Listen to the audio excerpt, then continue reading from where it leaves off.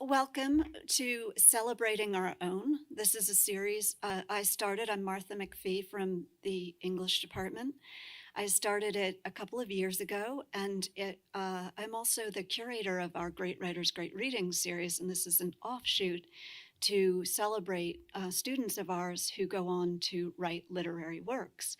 And tonight we're here to celebrate Michelle Hart, who has just published in the spring an absolutely beautiful, fabulous novel, We Do What We Do in the Dark. And she will be reading from it tonight and in conversation with Kelly McMasters. Michelle was a student in my class in maybe 2011. Is that possible?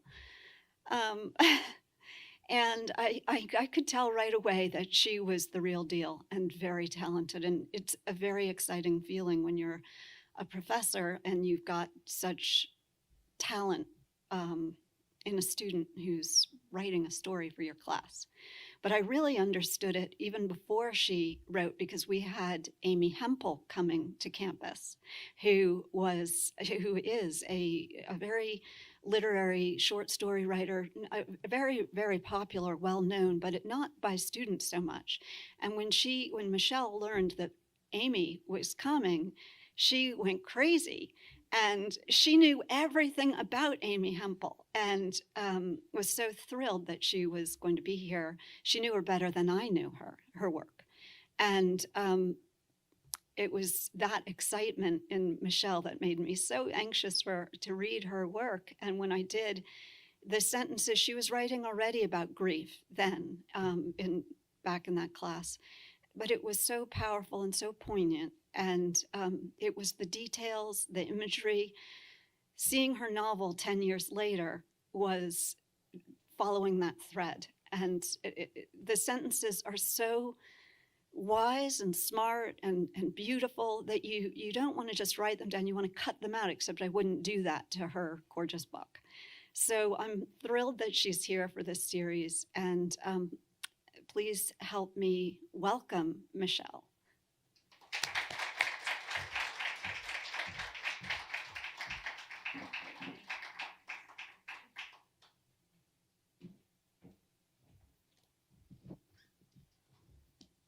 Hi, everyone. Thanks for coming.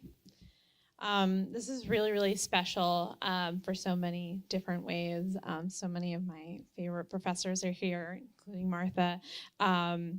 I started writing this book here while I was a student, and it's an unofficial setting for a lot of the book. And I started writing it, I think, probably in Martha's class. I had just lost my mom, and it was this sort of a nonsensical thing, and the only way that I knew how to make sense of it was through writing. And so I'm very grateful to Martha, to Lee, and everybody that I've had as professors, and the cultivation that happened here is very important to me, and it's really, really, really special and a little bit surreal to be back here. So thank you. I guess I'll start by reading a little bit from the book, including a scene that takes place at a reading at a university on Long Island. Stop me if you heard that one before. When Mallory was in college, she had an affair with a woman twice her age. When the woman was 17, she herself had an affair with a man in his 40s. Mallory admired the woman so much that for many years, any similarity between them flattered her. Mallory had run on the treadmill behind the woman at the university's gym for weeks before they actually met. It was September of her freshman year. Mallory, whose mother had died months before, had become haunted by the prospect of poor health. Also, she was a first-year student and worried about letting something free, like a gym membership, go to waste. The school's main gym was in the midst of renovations. A crude, makeshift workout area now occupied one half of the intramural basketball court. This was separated from the other half by large mesh curtain. The treadmills and the weightlifting equipment were laid atop a foundation of cardboard flooring so as not to scuff the hardwood underneath. It was a squalid, airless space, almost like a hospital, with nowhere pleasing to look. Mallory felt drawn to the woman the first time she saw her. The woman had walked into the gym wearing a loose-fitting tank top, so slack it billowed as she moved. She carried an alluring sadness about her, with dark pouches under her eyes that seemed to hold a lot of weariness and wisdom.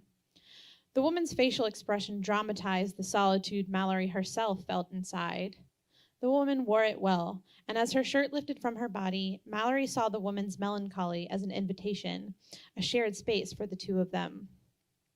Tied to the woman's wrist was a small folded towel, and when the woman stepped onto the treadmill, she unwound it, draping it over the machine's control panel so the buttons and the time were hidden. She worked out on her own internal clock, without headphones, intensely focused and free of distraction. As the woman ran, Mallory looked from her shoulder blades, which Mallory's mother had called wings, to her ass.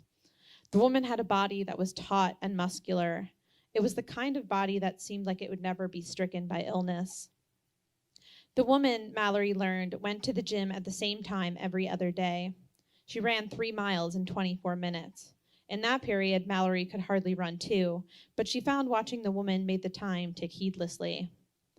Seeing how fit the woman was, Mallory began to eat healthier.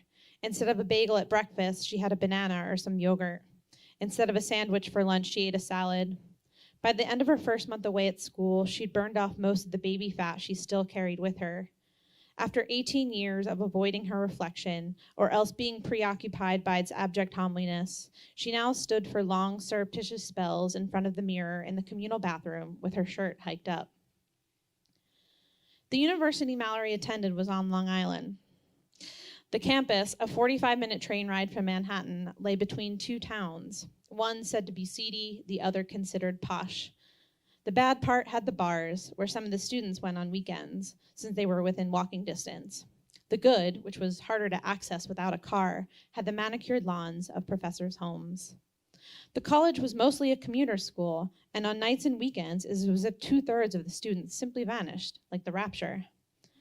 Lacking both a car and an interest in bars, Mallory felt at once claustrophobic and isolated, a feeling with which she'd been familiar for most of her life. She'd hoped college would be different. Her body vibrated with potential energy. But walking to and from her classes, she saw the sprawling campus as indifferent to her. She had the perpetual feeling of sneezing without being blessed. Other than her roommate, whose name was Joy, Mallory hadn't made any new friends. Together, their dorm room was a pair of Greek theater masks, Joy on one side, Mallory on the other. Joy had come to the college to study drama. She had the looks and the disposition for acting.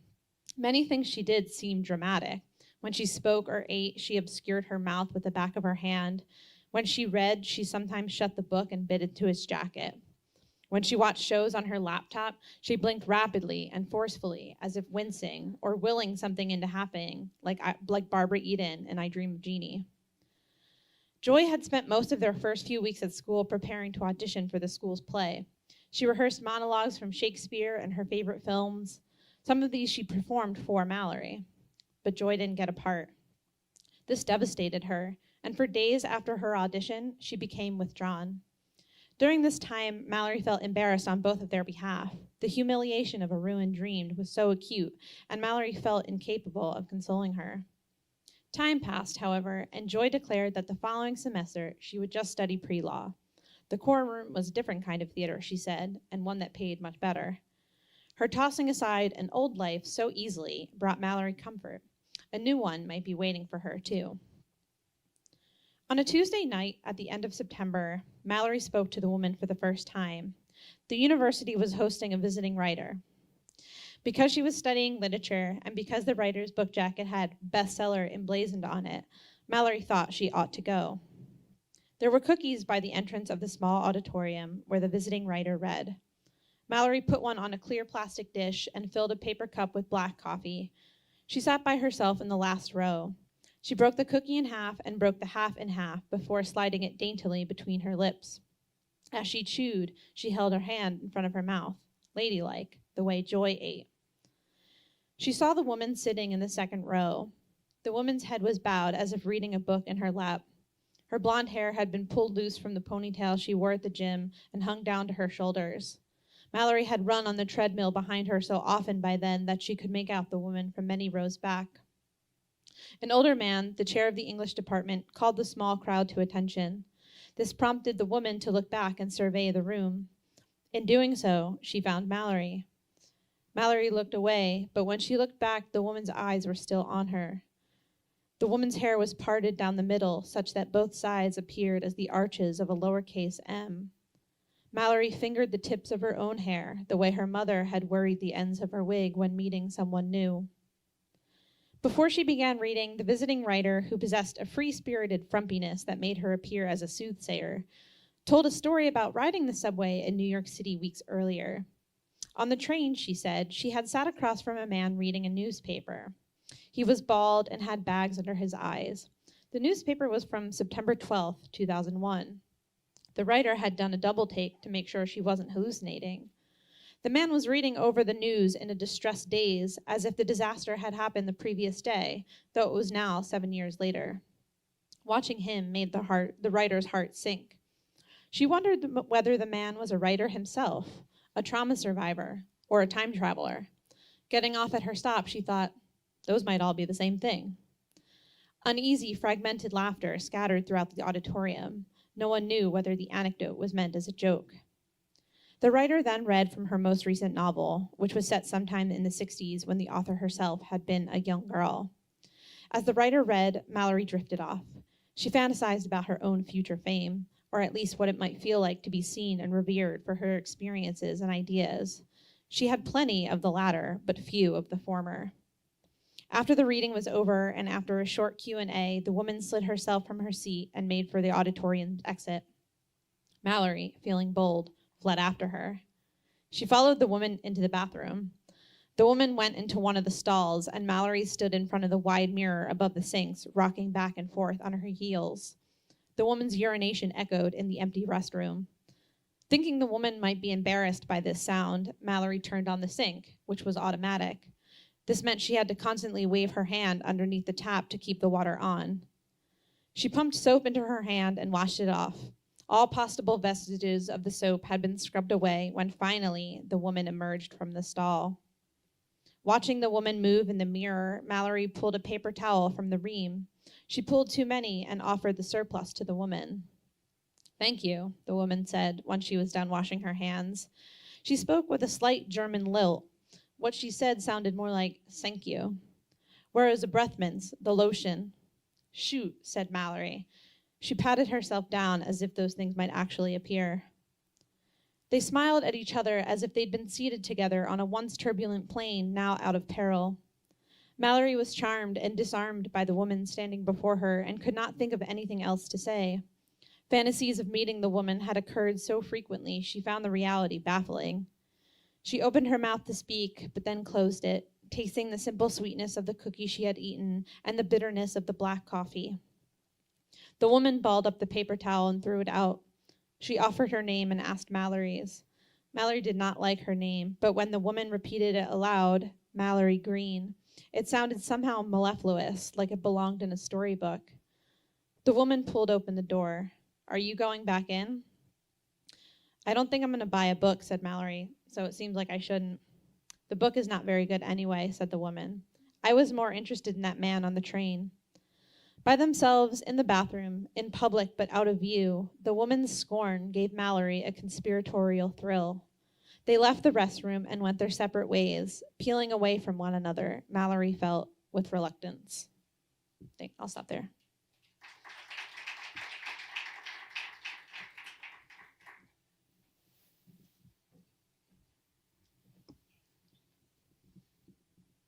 Is this on? Yes. Okay, great. Thank you so much. That was wonderful. I'm so glad you read that, that you wrote it and that you read that part. We did used to have cookies at these. We should have cookies again. We should do that again. But I love that you started there and gave us this really meta feeling of being in this room with you. It's something that an experience I've never had before, so thank you. And I wanted to start at the beginning, since you said you started the book here. Can you tell us about the beginning journey and when you knew it was a book? Yeah, sure. I had this idea. It actually the idea germinated from a song. The song is by a singer. He goes by the name Perfume Genius, and there's a song on his debut album called Mr. Peterson, and it came out in 2010, and it was sort of this sort of very subtle, quiet piano ballad about a teenage boy who smoked weed with a teacher of his, and the relationship was also sexual, and it was sort of about this dichotomy between the pride that he took in that relationship and being pursued by someone older and more significant, and the sort of maybe not as immediate but no less potent sort of like negative effects of that, and the almost the trauma of entering into a relationship that you're not quite mature enough for yet. So that dichotomy was really interesting to me. When I was a student here in 2010, I just had sort of I had just sort of realized, that I was gay, and my mom had just died, and the combination of these two factors was really confusing. And like I said earlier in the introduction, they didn't make sense to me, and so writing was a way to sort of try to narrativize this into making sense. So that's sort of where it started. And then I started thinking that, like my favorite love stories, and I don't think that this is a love story, but my favorite sort of relationship stories involve two people who are right for each other and super wrong for each other. And I started thinking that, who would be right and wrong for Mallory, at this point in her life, or for somebody who's just realizing something about themselves and who is coming, who has just lost her mom, and into my head sort of popped this idea of this woman who is a maternal surrogate, but also has no maternal instinct whatsoever. Who is an artist, but so I started sort of there, and and all these sort of parallels started happening. The disease my mom died from was called myelodysplasia, myelodysplastic syndrome, which is kind of like leukemia, almost like a sort of cancer of the blood. And it's a really, really rare disease. And growing up, I was very close with my next door neighbor who was the same age as me.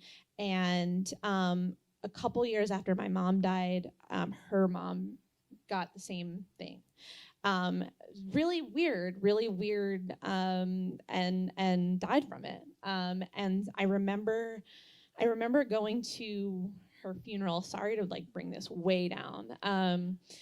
But I remember, just sort of thinking that, our lives had diverged so much at that point. Me and her, we grew up as friends, but it also shared so many similarities. That they were just too hard to ignore, and so all this stuff sort of became the basis of the book. Wow, and right, there are many sections or in this book where that relationship does become the primary relationship in a different section between the neighbor and the neighbor's mother, and that's I'm sorry for those losses. And well, what's funny about this, now that I'm thinking about it, my first instinct when writing it was to have it end the same way that it did in real life. To have the, I guess, spoiler, non-spoiler, that to have the Mrs. Allard character die from the same thing, and I thought that's unbelievable. Like, weirdly enough, like, even though it happened in real life, that's unbelievable to me. Like, I as a reader would come across that and be like, really? So I did not pursue that impulse. That's so true. As a nonfiction writer, I know exactly what Yeah. you mean, and I always say that's why I love nonfiction, but that you need to build things on the page and write fiction. Yeah. I'm so interested in the impulse because you're already disclosing some of the things, where your life crosses Mallory's, and how when you're talking about grief and loneliness, actually the Mrs. Allard character has one of my favorite lines in the book about not using other people for your own loneliness. And how did you know that this needed to be a novel when you moved into it? Yeah, that's a good question. The short answer is I didn't. When I was here at Hofstra, I wrote a short story about a young girl smoking weed with her next door neighbor who was much older than her. Again, sort of based on this Perfume Genius song that I really liked, and I thought that was such an interesting, I'd never heard a narrative like that in indie pop music before. And so I had written a short story version of just these two characters hanging out and smoking pot, and nothing necessarily romantic, I think, happens between them in this story, but it was just, this kind of idea I had. And it ended up winning the Hofstra short story competition, which was really cool. And I thought, oh, there must be something, there's something here, right? It's always gratifying to know that what's in your head is also resonating with somebody else. And so for a long time, I didn't really do anything with that story. And then, I graduated, I moved to New York, and do you want the really embarrassing story? Yes. Okay. So when I graduated, I moved to New York with Iris, actually. And we lived across the street from this really decrepit gym, of which there are many in New York, right?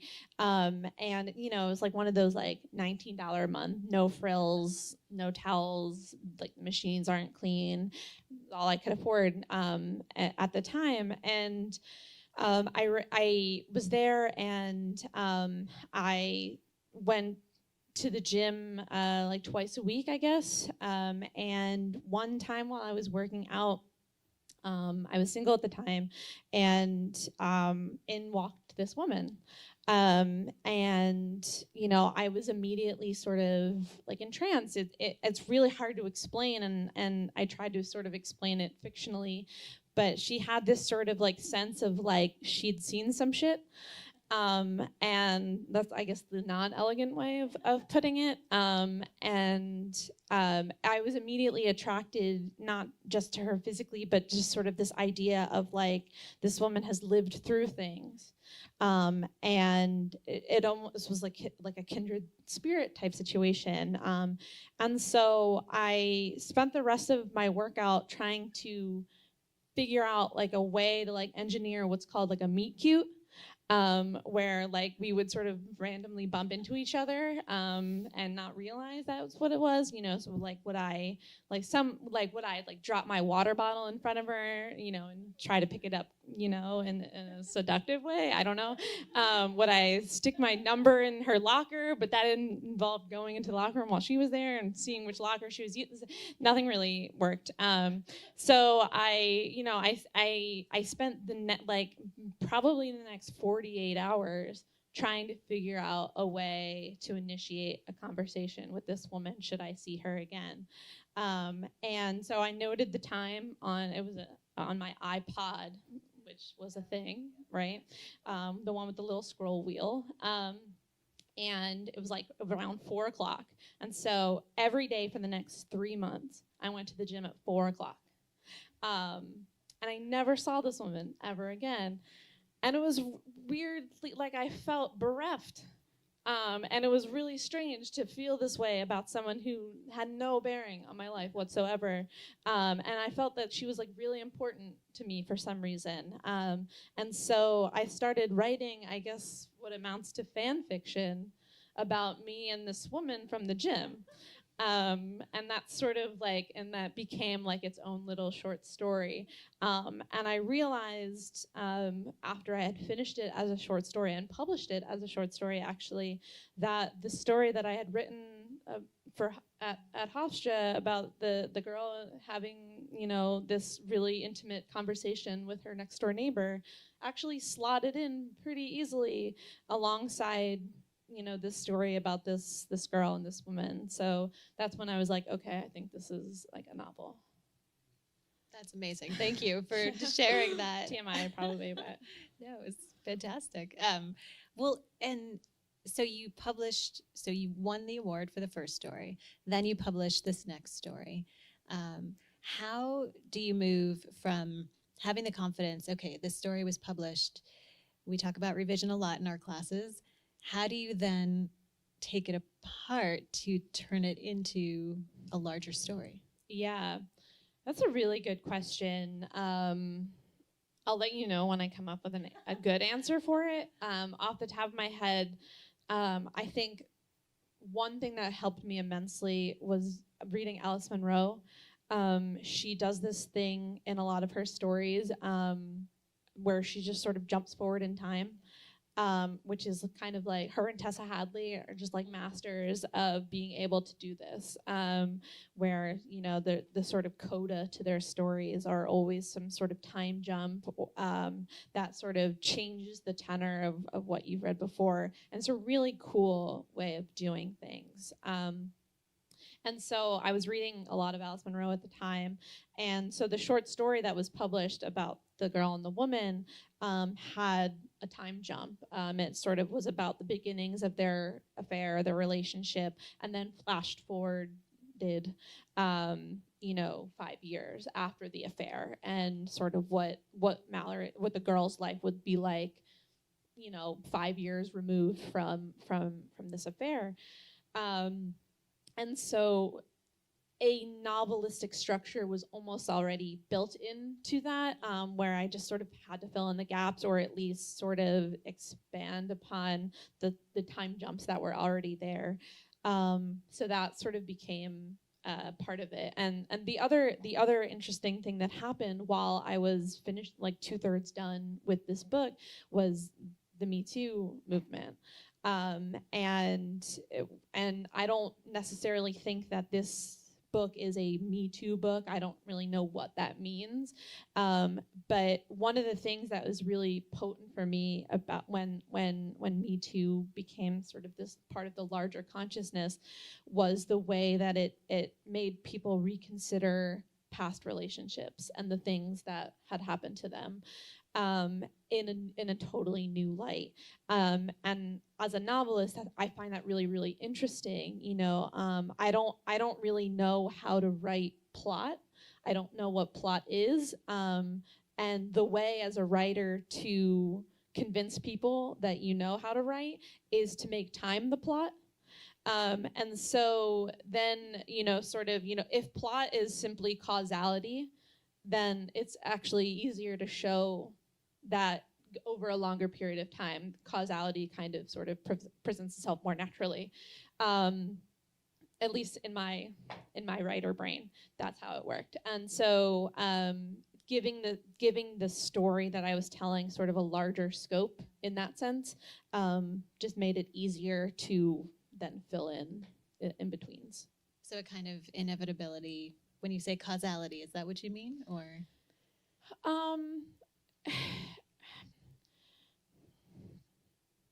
Yes. Yeah, I mean, I sort of mean more that like A causes B causes C and then D happens, right? And I don't know, as a writer, I'm not totally sure how to do that in a compressed story. Like I'm, you know, and so like if B takes place 5 years after A, that becomes clear to me that A caused B, rather than like sort of do. This sounds really crazy now that I'm saying it, but I hope it makes sense. It does. Yeah, I see it, and I not just because I've You're read being it, nice. but no, I think I understand, especially with the way that you move through time in this book, because it's not chronological. Yeah. And I appreciated actually the way that you laid these pieces on the page for us without necessarily forcing the connection, right? You allow the reader Yeah. to connect Yeah. the causality part. Yeah. Yeah. Right. Yeah. Thank you. Okay. That's a better way of putting it. You know, as a very voracious reader, I find that I am drawn. This is probably why I like Amy Hempel, to the negative space, right? To what's not said almost as much as what is said, or you know, I like books that leave room for me to be an active participant in the goings on, and I think that a lot of contemporary American fiction doesn't necessarily do that, and so that white spaceness I was really drawn to. You've mentioned Alice Munro, Tessa Hadley, Amy Hempel. Students, I hope you're writing these down. There are so many books that you write about in here that are important to Mallory. You know, we've got Ishiguro, and I have a whole list. It was a very long list. The Scarlet Letter, House of Seven Gables, right? What should students who want to be writers, or anyone who wants to be a writer today, be reading?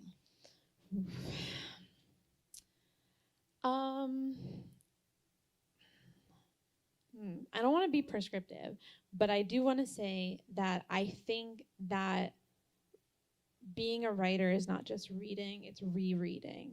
And that for me is sort of a bigger lesson than telling people what to read. I find that once you find something that resonates for you, and you want to do that, I think that that impulse should be followed. You should reverse engineer what that person did successfully that you can do.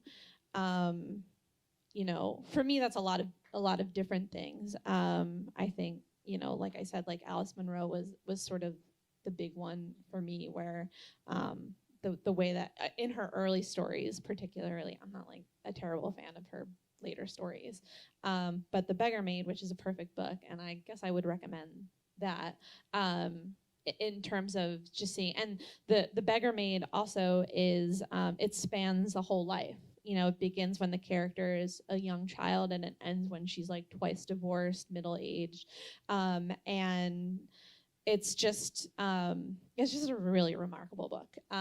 But you know, when I read that, I connected with it, and the biggest question writers should ask themselves is, why did you connect with this? And what is it about that sort of did that for you? So that, I guess that would be my advice. But also what the character does in the book, which is read children's books, which I know is sort of, you know, if you want to be a literary fiction writer, I guess, I don't know who gives the advice to read kids' books, but I've learned a lot about, you know, kids' books, and especially at the writing level, where, you know, when you're writing books for kids, you have to boil things down to the basic elements, right? You know, and there's not a lot of writers, I think, rely on the verb to feel. I think that that verb gets short shrift in literature, and you know, and what kids' books do, and what my favorite writers do, are they're not afraid to just say, she felt this way, she felt that way, you know, rather than sort of spending paragraphs unpacking. That's a personal thing, you know. I connect. I will respond more emotionally to a character that says, I felt sad, than unpacking, than sort of using sort of florid language to describe that sadness. But again, that's subjective. But that's something that I learned from kids' books, is children's books, is how to boil things down to the basic elements. That's great. Thinking also to mentioning Me Too, I think in the New York Times review of your book, it was noted your choice to make the professor a woman, and it made me think also of Alice Elliott Dark, right, Fellowship Point, and Vladimir with Julia May Jones, right, Jonas, and these sort of books that are publishing around the same time, so different, but can you talk a little bit? I mean, it sounds like that wasn't a decision you made, but Yeah, I actually find that point in the New York Times, sorry, New York Times, I find that point in the review a little absurd, that I chose to make the character a woman. Like I had some sort of motive to tell a straight story but make it gay. That was not my intention at all. So it's weird that it's phrased as like me making a conscious choice. I think that is a awesome trick that gay writers get to use now, is they get to say this but make it gay. But that's not something that I thought, I wasn't sort of like, I want to do a student-teacher affair, but gay. But, and it came from the characters. So, yeah. So, well, and like you said, the way that books work, right, and the way publishing works, yeah, for you to be prescient about what was coming down the pike 10 years before when you were building the book, right? And you'd mentioned during dinner that that it took 10 years to write this book. Can you talk a little bit about the reality of that? Because I think the average, is 7 years, that a book takes 7 years, right? Yeah. And I think that's something from a common reader standpoint that most people don't understand, that that's not abnormal. And what that might feel like now working on another book, right? Like how, and then it's you work, hopefully not going to be right, 10 years, or 500 pages. And the idea of working 10 years and then this beautiful book coming out in the pandemic, right? Can you talk about that arc and that experience? Yeah. So I think, that 10 years was very arduous, but it was a gift. And the reason why I think it was a gift was because, for a lot of reasons, but the biggest reason is that is also what led to this idea of time as plot. The writing of the book spanned the exact amount of time that the book takes place during, right? So it takes place the book is set 10 years in Mallory's life, and it took 10 years to write. And so I was able to use, and what started, and it's interesting because this whole, the sort of Me Too element of the story and about recontextualizing past relationships, I started writing this as almost romancy, that this relationship would be complicated, but it wouldn't be power dynamic complicated like culturally speaking, and so while I was writing, and when 2017, 2018, when the Me Too movement sort of took off, it made me recontextualize my story. It made me realize what the stakes were, of this relationship. Some of the stakes, rather, and so I was thankful for that. I think the short answer to that, the TLDR, is that I don't think it was ready until it was ready. Which is a super frustrating answer, I know, because how are you supposed to ever know?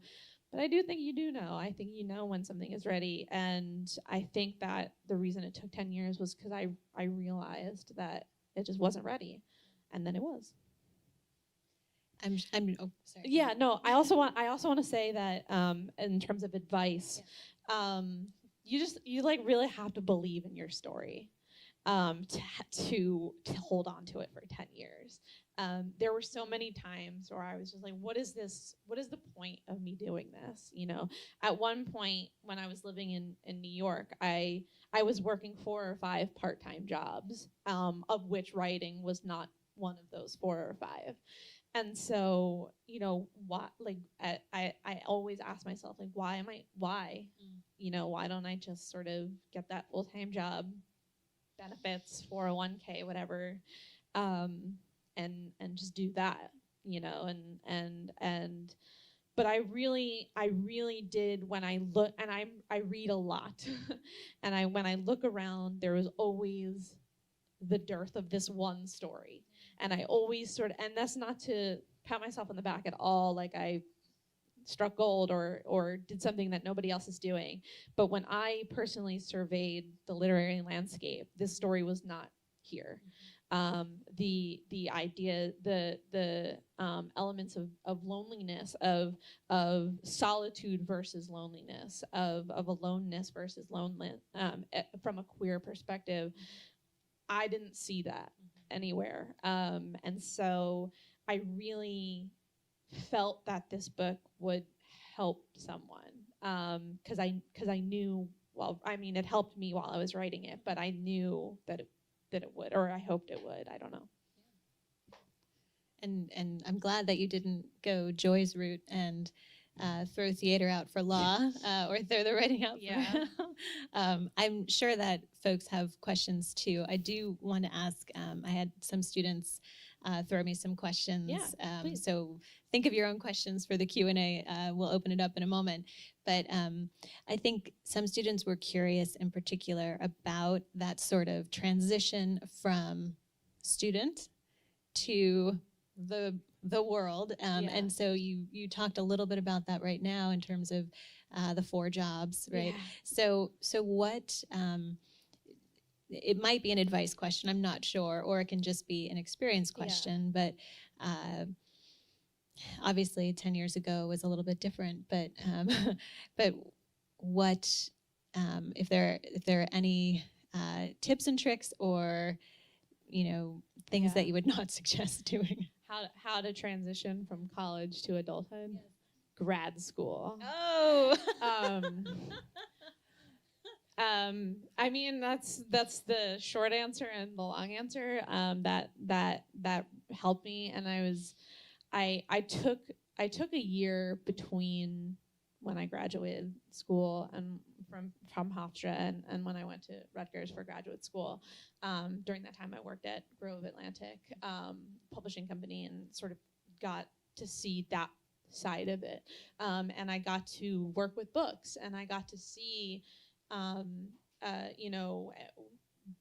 books at the beginning of their lives, from manuscript forms, before they were copy edited, before, and then when they went to press, and it was such a joy to be able to see that process. So that was also really helpful, but yeah, I guess just sort of doing, I guess the big thing is experience, is just living life and doing things.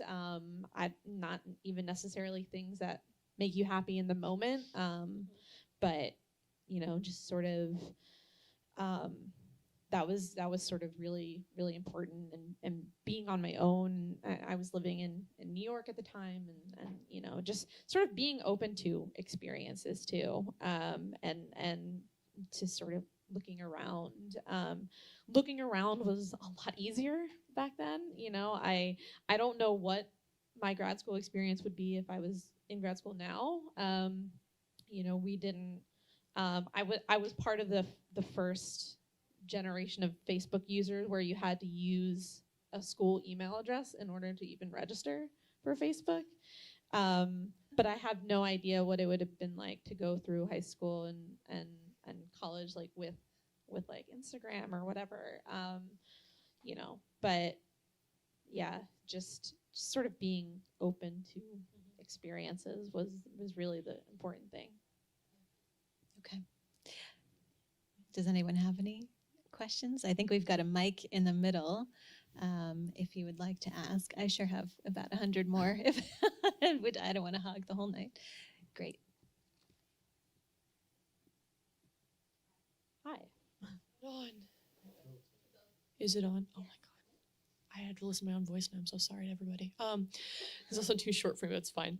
I know you asked for no process questions, so I'm so sorry, but I think this one works for what your vibes are. I was going to ask, although I think I have an idea of the answer, but I have recently learning in other people's processes that sometimes it can be like you need to write every day versus like you need to have the experiences and ruminate and kind of like build things over time. I'm assuming your process is a bit more of like, I have pieces of this story that have kind of been built into my head, and eventually I'm going to just sit down and get it all on into a book format? Does it resonate with you at all, or? So basically you're asking what's my process. No. A little bit. I told you explicitly not to do that. Sorry. I mean, yeah, it's sort of what I was saying earlier about being a more active participant in the media that you're consuming is the big thing for me. Like when I don't like something, my initial my impulse is to question why I didn't like that. And unfortunately, my partner has to bear the brunt of that. But it's also, I write down how I would have written a story if I was writing it, like what would I have done with Tar that would make it not boring. And so it was just sort of that, and the flip side to that is when you like something, then sort of work out what about it you liked, and writing that down, and just sort of writing things down is very helpful. I have like 3 different colored moleskin notebooks to sort of write, like, group things thematically, just sort of what I'm working on. But it is a lot of like letting things marinate too. I find that I don't like to write right away when I have an idea, because if it's still there like a week later, I'll know it's good. But then again, like that, I can't give you that advice. Maybe that advice sucks for you. That's my way of doing things. I wish I had more of like a concrete routine. But a lot of it is like, I unfortunately consume a lot of media, a lot of books, a lot of TV, and a lot of movies. But the thing that I like to do is just to sort of figure out what I like and don't like about it. And that I find even just thinking through that is enough to get things going. But it's also a lot of rereading, like I said too, and it's a lot of using books that already exist to work out problems that you're having in your own work, and seeking out, even if it's Googling like books about grief, like that. I in writing my book, when I was stuck at a part about how to articulate, this idea like of motherlessness, like, which is, like I Googled like books about losing your mom, right? And this book, I can't remember the author, but there's this book called Motherless Daughters that came out, I think it was like 20 years ago. And I just sort of picked that up and I read it, and I highlighted a lot of the passages in it, and then went back and retyped the things that I highlighted and just said, that's it. That's sort of it. I don't know if that helps at all, but that's sort of how I approach writing.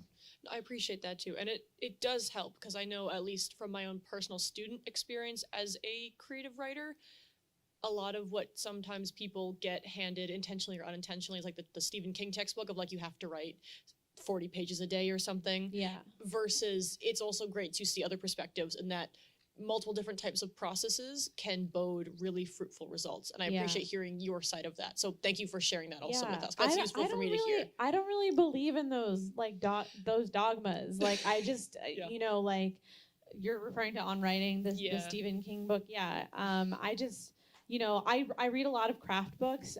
Grey Wolf makes this Art of series that's really, really good. And I've made my way through those multiple times. There's one called The Art of Time, The Art of Perspective, just showing sort of examples of how to do those things well. But I think the more prescriptive something is, the worse the result is going to be. Just do what feels right to you.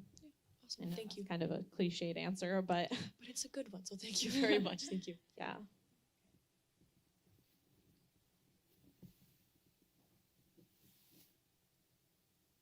Can I ask you a question about desire? Sure. Okay, great. You know that I'm literally wrote the book on it. Yeah, or edited. edited the book on it. Yeah.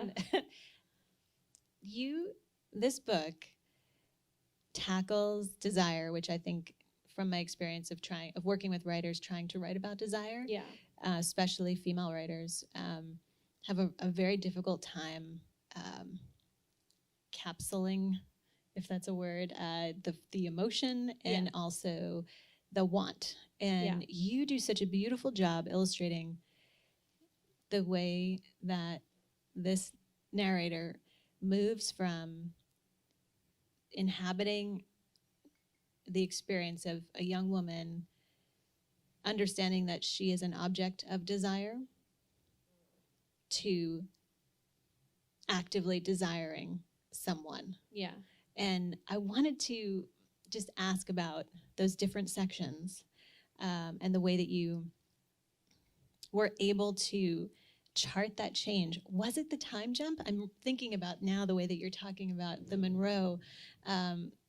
Do you think that, what was that time, was desire also part of the causality that you were talking about earlier? Yeah. What?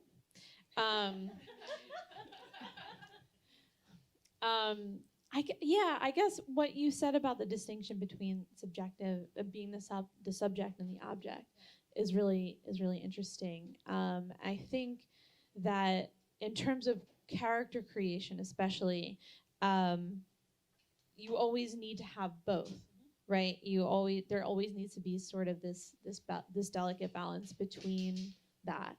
And for me, when I was creating Mallory, I like to say that, Mallory and I are similar in a lot of ways, but she's more interesting. And the reason why I think that she's more interesting is because she does the big thing, right? She follows a woman into the bathroom. I would never do that. And that's what makes Mallory more interesting to me and what made me follow her, right? Where, and that phrase actually comes from Tori Peters, who's in your book. I'm in a writing group with her, and whenever somebody submitted something that had like too much interiority or too much passivity, Tori would always just sort of be like, have them do the big thing. And so this idea of doing the big thing was really, formative and guided a lot of what Mallory ends up doing. I think women are often very afraid to show their lust or desire. And I mean, like, I'm reading Vladimir now, so it's interesting that you bring that up.